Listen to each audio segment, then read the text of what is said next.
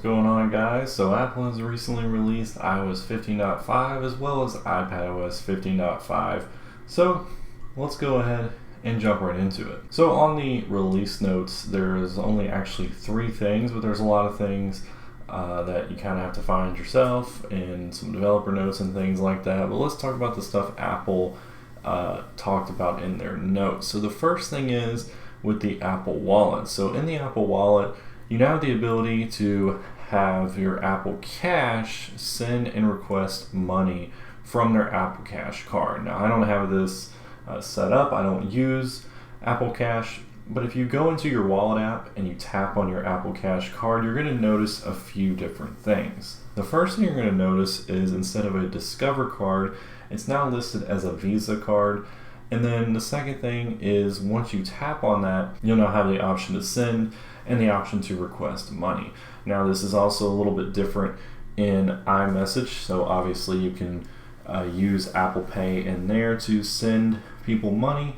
So now it actually says Apple Cash on a little icon in your messages, and then you can send money that way. So yeah, a few new changes there with Apple Cash in the Apple Wallet app. Also, something that has been added into 15.5 that we're not seeing quite yet, it's still in testing of course, is the new feature that was announced where you'll be able to pay between devices. So for example, you can use 2 iPhones to transmit money.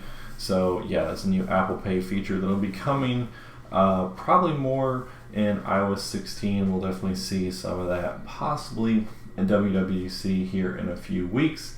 But yeah, that feature is in the source code, just not seeing it as we can't use it yet. Next thing here is Apple Podcasts. So if we go into our settings and we head over to our podcast settings, we scroll down to automatic downloads, and we can see this new option here that says automatically download. So we go in there, we can see we have download and keep. So podcast, of course, can take up a lot of space because it downloads every single new episode.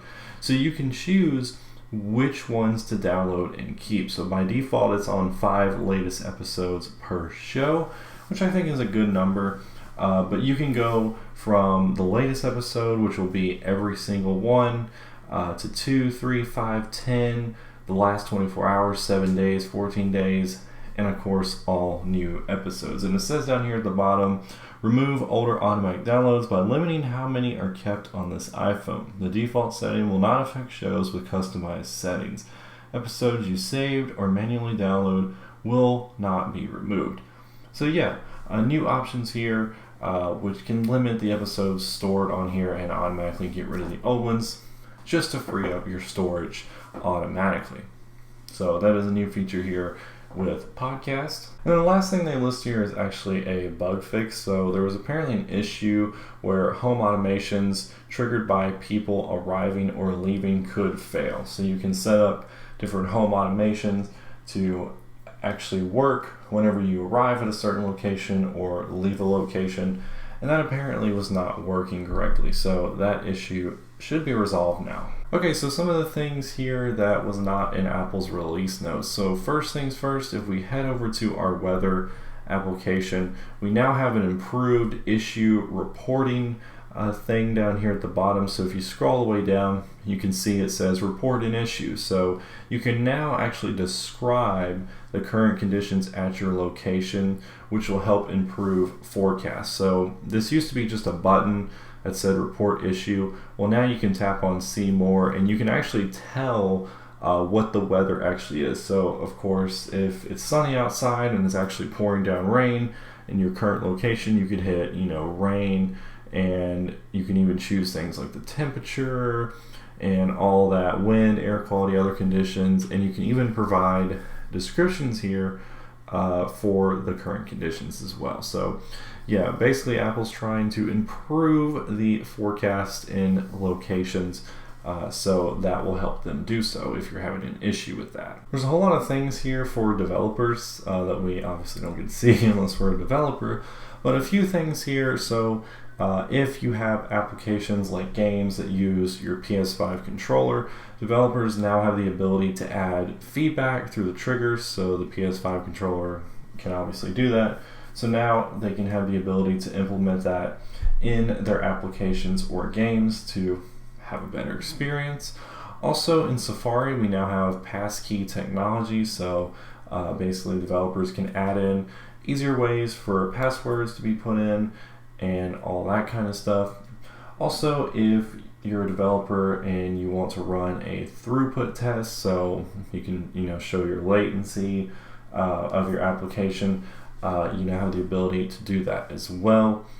Also with SharePlay, there is a new thing where a developer can add a nicer SharePlay button in the Share pane. So if you are sharing content from your application and it's SharePlay enabled, you can now get the nice fancy green SharePlay button that Apple uses in your applications. And the last thing is they have added in support for C++ 20 and 23. Now there are a whole bunch of actual bugs that are still a part of this official release. So even though we went through all that beta testing and a release candidate, there's still a lot of known issues that Apple is going to fix, obviously, over the next few updates until we get to version 16, which will come out in the fall.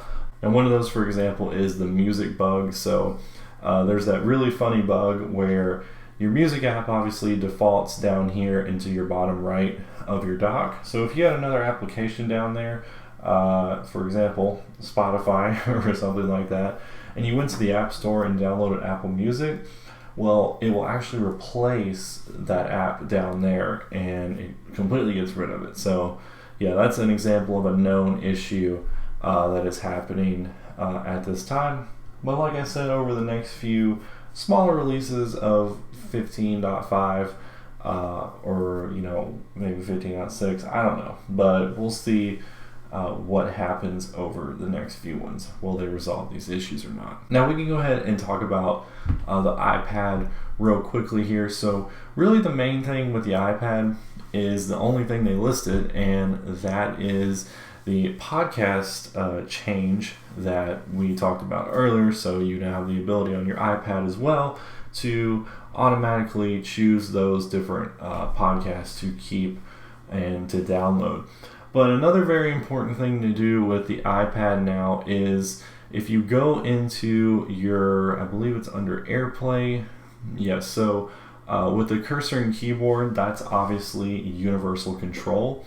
And now we have no beta word right there. So it used to say that this was in beta, but now apparently we're in the full official release here in 15.5. So if you've had issues with universal control because it was in a beta state, well, we shouldn't have those problems anymore. Now, as far as iPad goes, that's it. They only listed that one thing there.